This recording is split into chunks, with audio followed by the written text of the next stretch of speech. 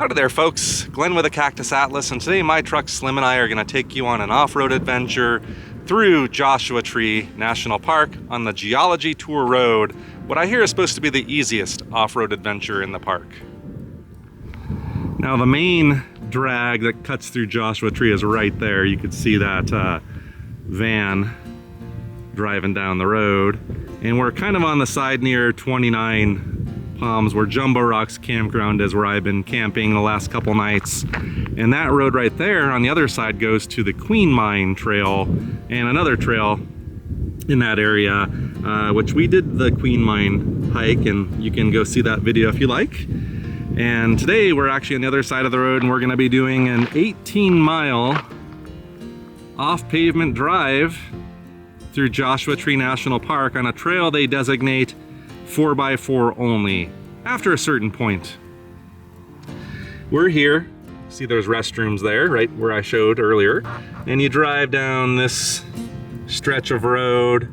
I think the preferred direction is clockwise.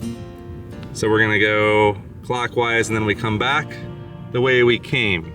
Now, if you're more adventurous, some of these roads continue to Burdew Canyon, which is I don't know if I'm gonna have time to do that on this time, but it's one of the more well-known off-road adventures here in the park, but that one gets a little bit hairier. So today, I just wanted to keep it simple and casual and educational. Now, I've read that the first 6 miles of this journey are very barren and like this, but at least we do get to see a few Joshua Tree. Do note there are many places where there's much more thick vegetation than this in the park, but this isn't bad. But what we're gonna do is drive about 6 miles, I think, until we start to see some of the rocks that we're gonna learn about. And it's kind of strange because looking out on the landscape, you wouldn't think there's any rocks or geology to speak of anywhere nearby. Okay, the Geology Road tour starting now. I don't know, there's somebody pulling up on me here. I don't know if they wanna go first, or they don't look like they're in a 4x4. I don't think you really need a 4x4 though to do this. In fact, I don't really feel the need for 4-wheel drive yet, because I'm gonna drive at a country pace today and just enjoy myself. I have a lot of time allotted for this to keep it casual, and I want to learn. I want to do this as much as for me as for those of you that are interested in some geology. I also thought it'd be kind of fun to document the whole thing, to show those of you that are curious if you could get it done or not, like in a non-4x4 vehicle without as high of clearance as we have or others have. I suspect you might be able to. Sometimes the National Park Service is a little light on things, but then again, I did a off-road thing yesterday I was alluding to earlier called Old Road, and my goodness, that was a rough road. That's all I'll say about that. You'll just have to watch that video when that one's out. But this one I know is going to be easier. It has to be. But they say you can probably go up to some place called Squaw Rock or something like that in a non-4-wheel drive vehicle. Like so far, no problem. It's just washboardy is all. But really wide, nice road. You could probably even get an RV.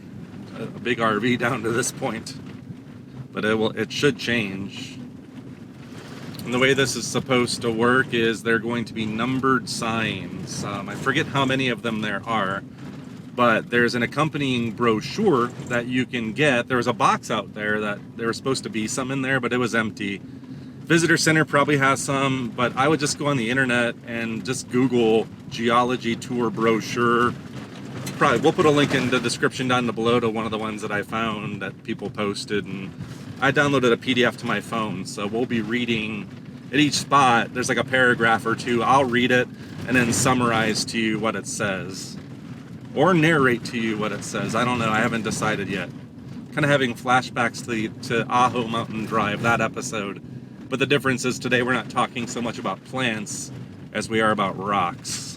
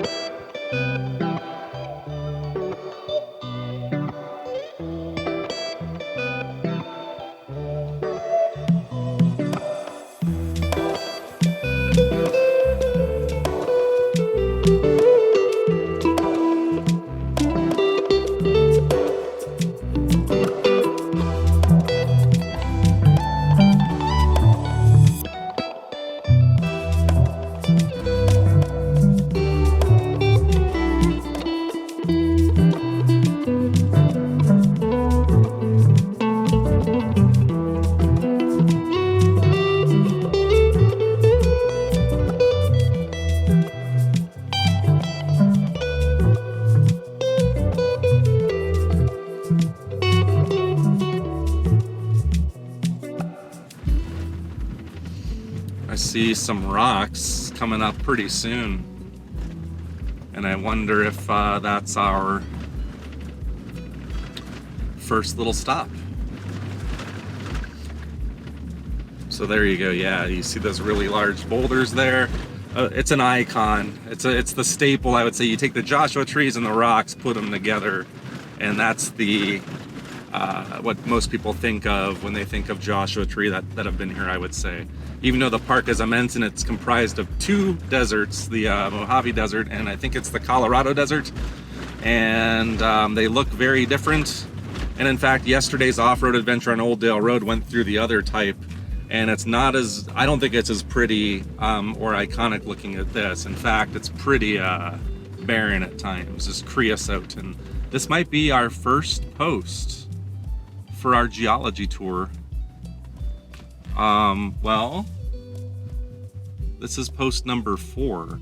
So I missed the first 3. So maybe we can hit them on the way back. But let me read up and see what's going on so we don't miss anything. Or is that a mile marker? That's what I want to know. All right. I did miss, I think, some of these, but that's okay because I don't think they were really altogether that interesting. Milepost 3 was basically just pointing out we were driving through a wash, and I think we know what a wash is if you watch our channel. But basically it's a drainage that's usually dry, kind of like a dry creek. And then the ones before that we're talking about the general area and the various valleys around here, like Lost Horse Valley or Pleasant Valley, which we're supposed to see a little bit later on this trip, and how water kind of drains in general. And stop 4 is about the boulders that we see here, and it almost seems like the tour is meant for you to be driving, I think, slowly, while maybe somebody in the car is reading aloud as you drive by. That might be a good way to do it. But basically it's talking about some of the erosion processes and how when you see curves and they start to kind of like go from being like more sloped at a less steep angle to going really steep. Apparently that's indicative of where the soil was in different times and wetter times. And there are apparently lines you could see that show that, but you really can't walk out there. There's really no trail unless we want to bushwhack. So I'm going to enjoy it from here, and we'll get some footage driving by. There we go. I think that one right there in kind of in the center is what the literature is talking about. You kind of see that groove, that line right in the middle of that rock. And it kind of, I guess, gets a little less steep after that, is what they're saying. I guess that's indicative of where the soil or where the soil level was in the past. And something having to do with wet earth or wet soil contributed to mineralization and that line you see and basically different rates of erosion. And although that's not the fanciest explanation, it's not far off from really what the brochure is saying. It's not like some deep scientific explanation. I mean, I wouldn't want that here. Talk about like the chemicals and the molecules. We're not doing that today. But yeah, that's cool though. I did not know that. I'm going to keep an eye out more for those lines now. Okay, well, stop number 4 at least is the first of the stops that have to do with the rocks. And I guess that's really what I'm mainly interested in. And as we go through this, I didn't count how many stops there actually are, but if it becomes a little bit tedious, I'll kind of handpick the ones that I think are the most interesting. But that was an interesting one. I really enjoyed learning that. How many of you knew that? I'm sure there's a few of you that did.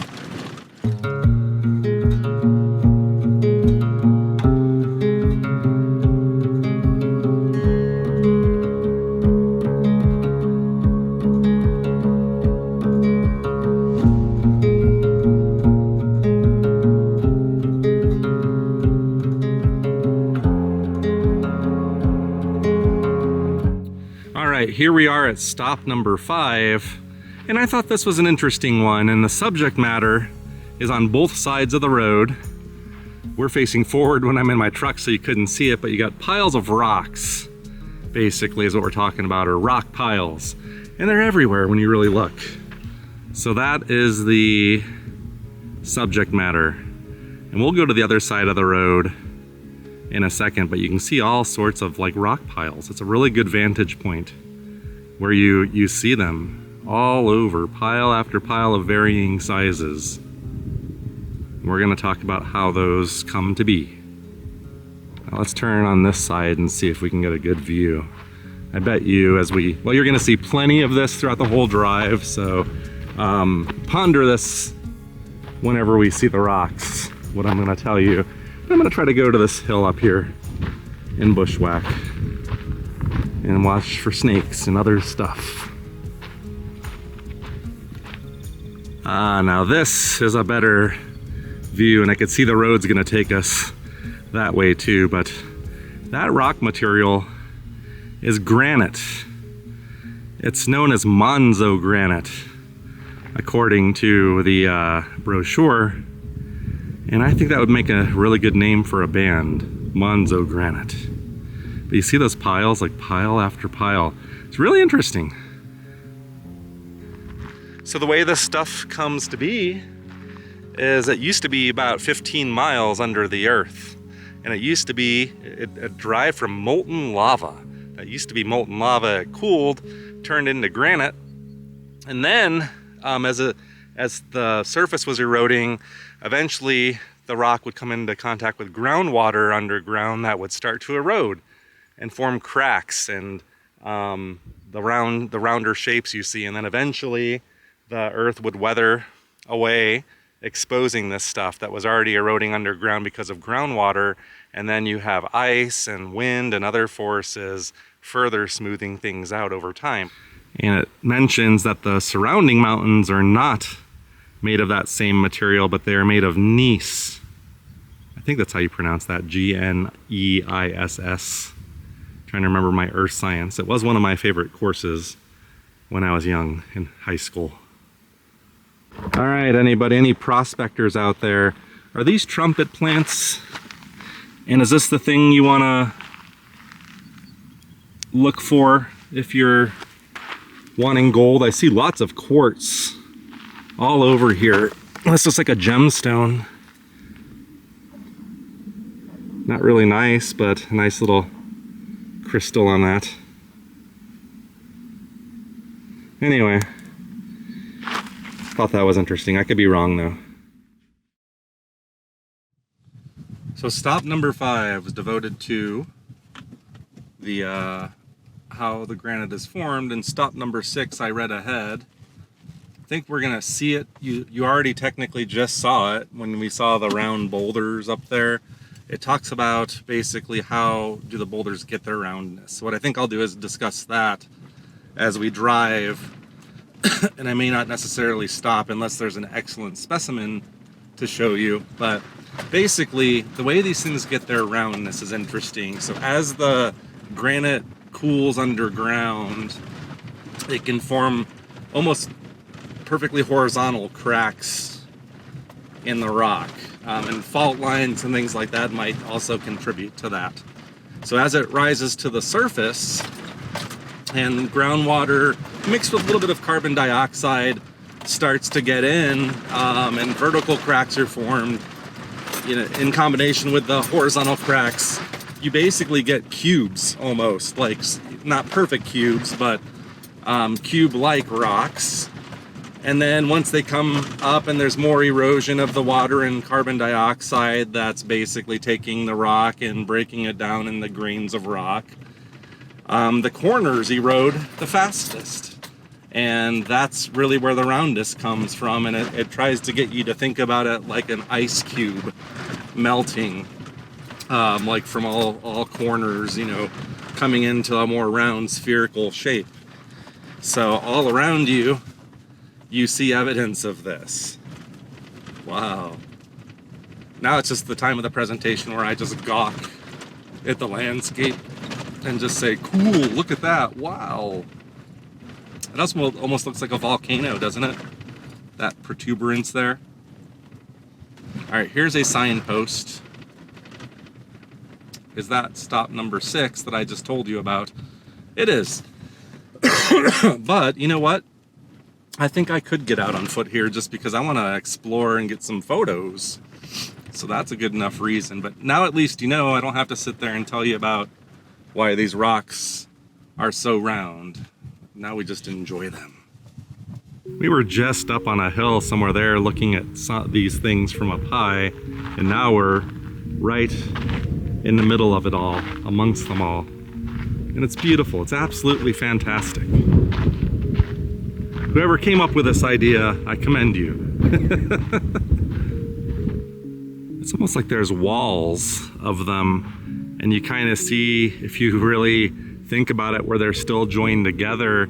It's the cube or the sphere making factory, like right before our eyes. Like they're kind of small there, but melting rock. It's really maybe one way to think about it, although it doesn't melt like ice. We have little pockets of stuff like this where I'm from in Arizona. Not even far from where I live in spots do you have this kind of thing. So I imagine the mechanics are the same whenever you see something like this. But Joshua Tree has definitely got it the thickest.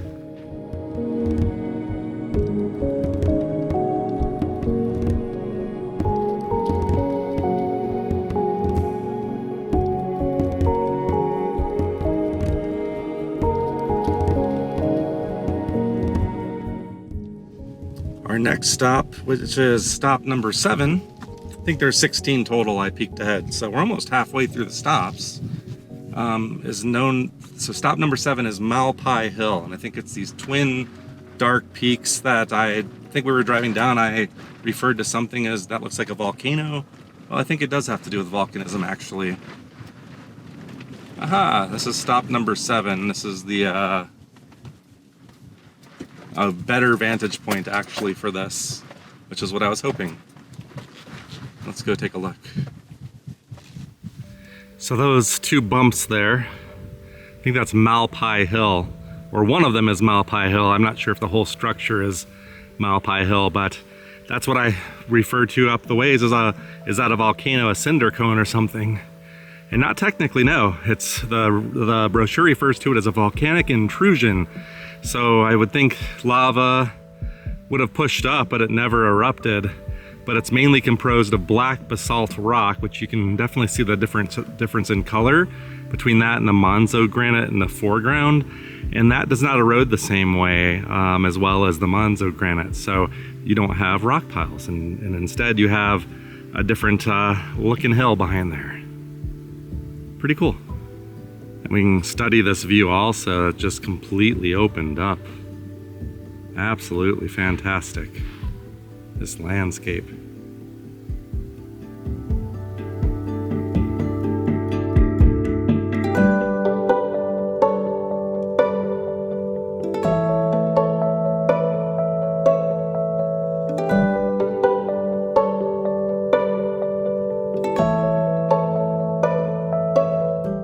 All around here, especially at the campground, you see the common raven, and they're everywhere here, and they love to perch up on these rocks. And I just saw one fly up there and I didn't get them, but really cool birds.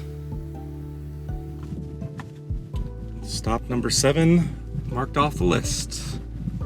On to stop number 8. I haven't read ahead to see specifically what all the stops are. I meant to peek ahead, but I did not. Because at this point I don't really care, because the views are just the thing that I'm enjoying the most.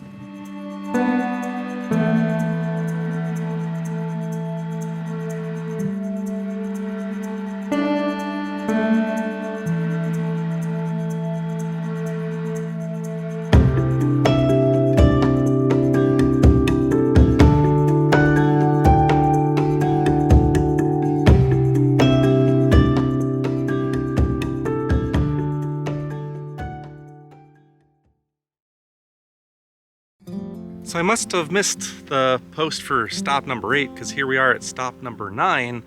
But all stop number 8 really was probably not even really a stop. It was just pointing out that we're driving down a slope, and the slope is known as a pediment, which is all of like the sediments piling up against mountains. And you see that like especially like in the Great Basin Desert, like all of that land pushing up against the mountain. I think that is what they're talking about. That is called pediment. I didn't know that. I always refer to that, and I didn't know what it was called. So now I have a word. So here at stop number 9. Let's go take a look. Stop number 9 is just cool. There's lots of cool rocks here. A really beautiful landscape. And the stop is dedicated more, once again, to features of erosion on these rocks. And there's a couple things that they pointed out that were interesting, I thought. I take it any of these large chunks of Monzo granite should be fine, but the first thing they point out has to do with when you look at the surface. And I was actually sitting in my campsite pondering this and wondering how this happens, but you see like a lot of crystals embedded in the rock. I don't know if you can see that, but this cooled 15 to 20 miles beneath the surface, but apparently the cooling process was slow enough to allow crystals to form, and that's why these rocks, they're very abrasive. Like it's like, yeah, that would not feel good to slide down one with your bare butt. But you can see this here, but pretty much any of the granite I've seen here has this feature. So this isn't unique to stop number 9 here. This is a very common thing you see all over the place.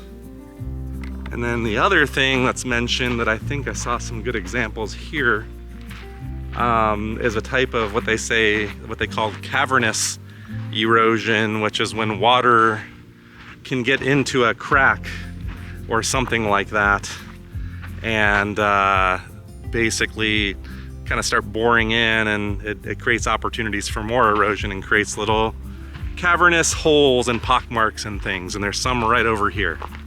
So on that surface there, you see all of those pockmarks all over it. And I think that's what they're talking about in the brochure. And you'll see lots of little things, even more cavernous than those little holes. Now the third and final thing I recall that's the most interesting of all, and it's been driving me nuts, because I see this on my campground, are these strange lines that cut right through the rocks. You see it very often in my campground, in my campsite, sitting there looking across at the boulders. There's tons of these, like not as thick. They're more thin. I'm like, how the heck? Like up there, you see that? How would that happen? Well, apparently there, as the cooling process happened and cracks were forming underground, other molten lava was able to get in the cracks, and I think there's slightly different material, but the name of what this feature is, those are called dykes. So I have another word I learned, because I just say, what are those things? You know, that's weird. Now I can call it by its name. Here's a dike that's been cut up into chunks, little pebbles almost. It's like a spinal cord or something. But all throughout, you know, this region, if you look, you'll see these features all about. So next time you're in Joshua Tree, keep these things in mind.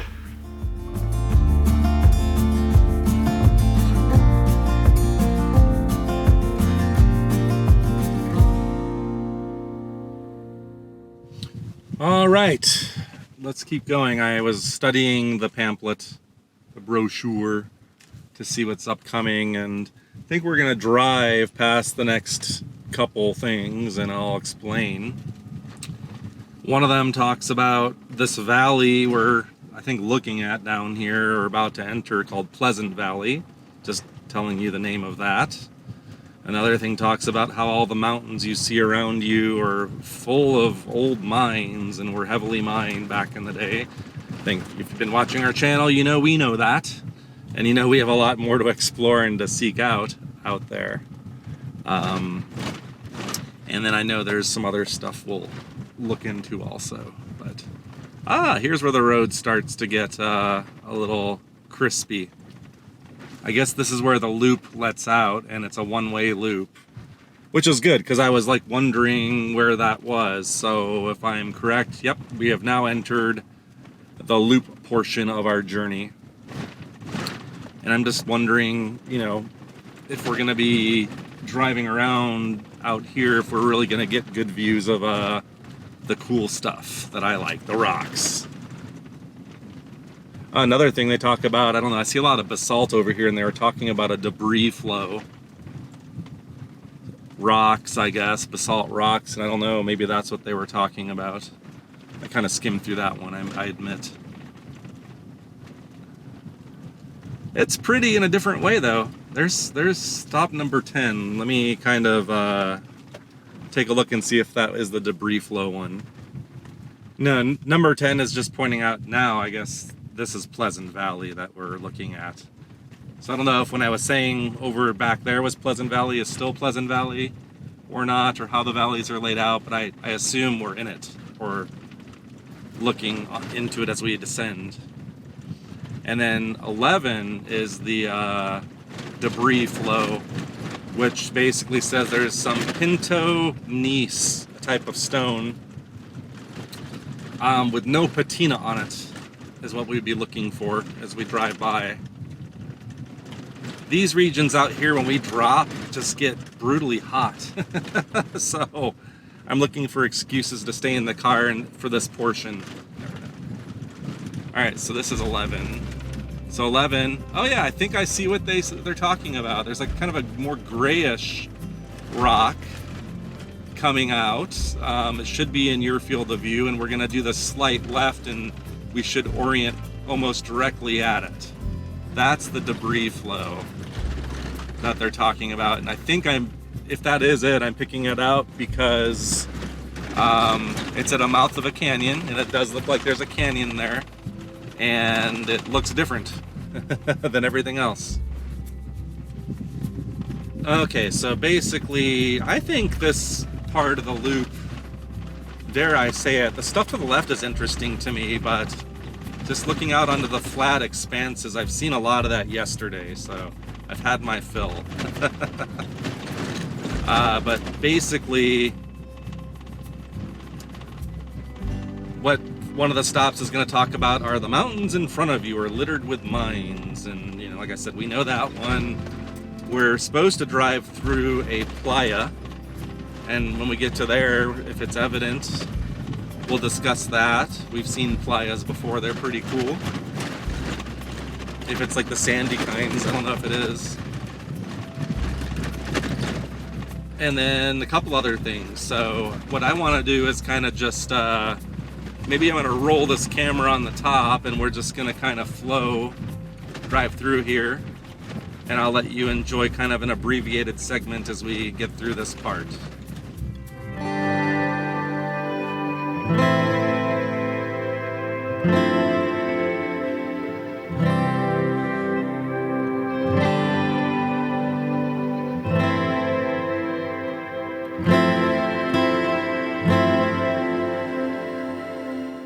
Now we're driving towards the mountains that I presume they will point out have been mined, or when we turn and head back to the right that a ways. I am coming up on a decision point here, a fork in the road, where right should be, I'm sure they've got signs being a national park, but right should be our loop. Left, I think, is how you connect with Purdue Canyon, another off-road route that the road is supposed to get a lot rougher back there. I've seen ratings of the trail. Makes me think it's not as rough as Old Dale was yesterday, but I don't know. I unfortunately am not going to have time to check it out on this trip, and leaves reasons to come back as always, like is what I like to say.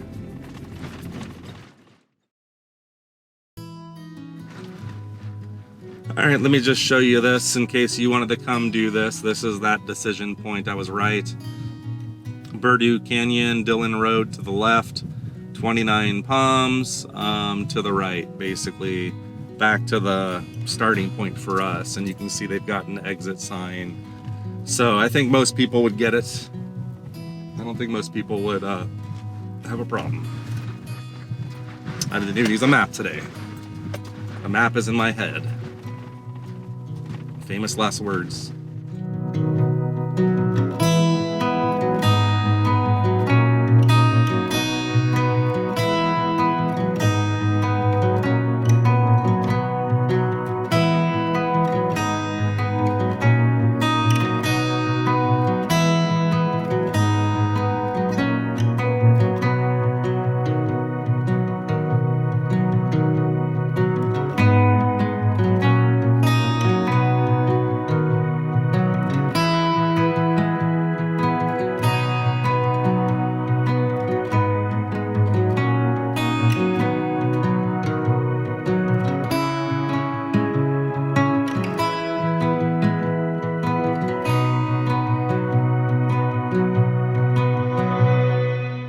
decided to pull over.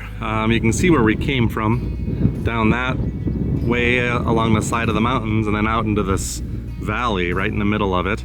Malpai Hill, the two twin peaks there, and all of those rock piles that we drove through. Those fantastic rock piles that look so far away now.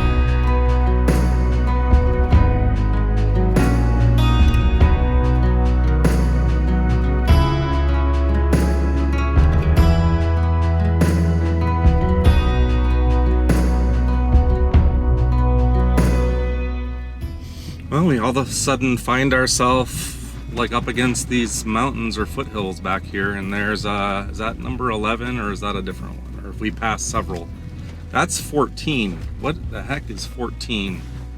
Let me look. All right, I was just studying to see what this one was about. We missed a couple, but like I said, I intentionally thought, like we're gonna keep going.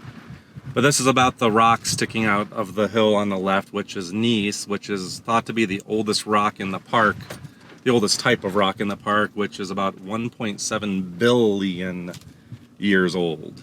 And it's hard to see. I don't really see any jumping out, but oftentimes you'll see on my videos that same kind of rock, like really bright green, some kind of plant growth on it. Well, that's lichen, a very primitive form of plant growth. And I think I saw one little piece, nothing extravagant, but that's what site 14 or number 14 was all about. And here's number 15, Pinion Junction, I think is what this is called, but I don't know what the significance is of this. And let me see.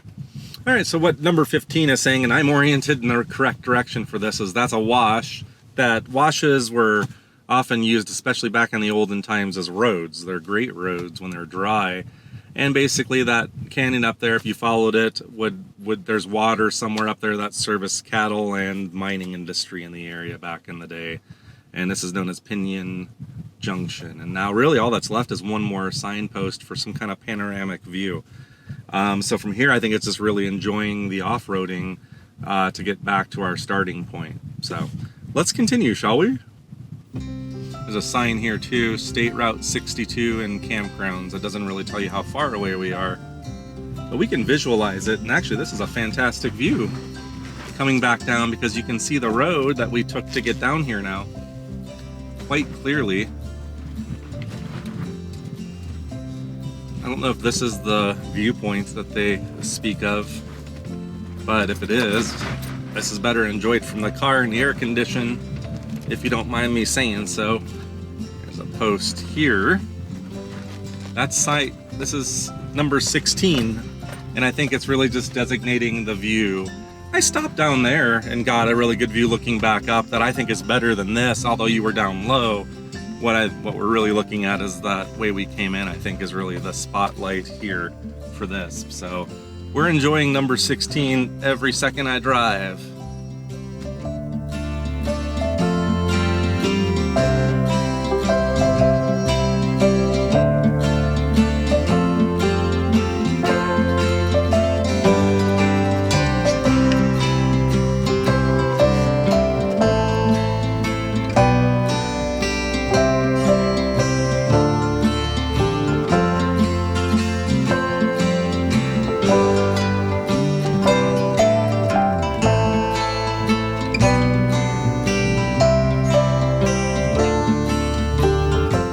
So maybe one piece of advice I could give you is if you want to come see what I consider the best parts of this.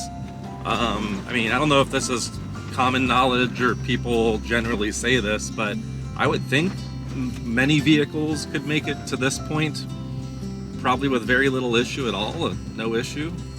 If the weather conditions are right, you're just gonna have to endure some washboards But that's about it. Very wide road. But yeah, once you get past it, you probably want to think about that. I don't feel like I needed really high clearance, so to speak. I don't think I needed four-wheel drive. I know I didn't need four-wheel drive to get it done, but it makes it easier. It makes it a much more pleasant drive when you're driving in sand and stuff. Well, folks, we're back where we started at the very beginning of the road, the Geology Tour Road, and we were successful. I would say that was an enjoyable little off-pavement drive. Not a bad one at all. Pretty easy all around. Highly recommended. And if you want more videos like this, think about subscribing if you haven't. Share, tell your friends, and we'll be back with another video next week. Bye.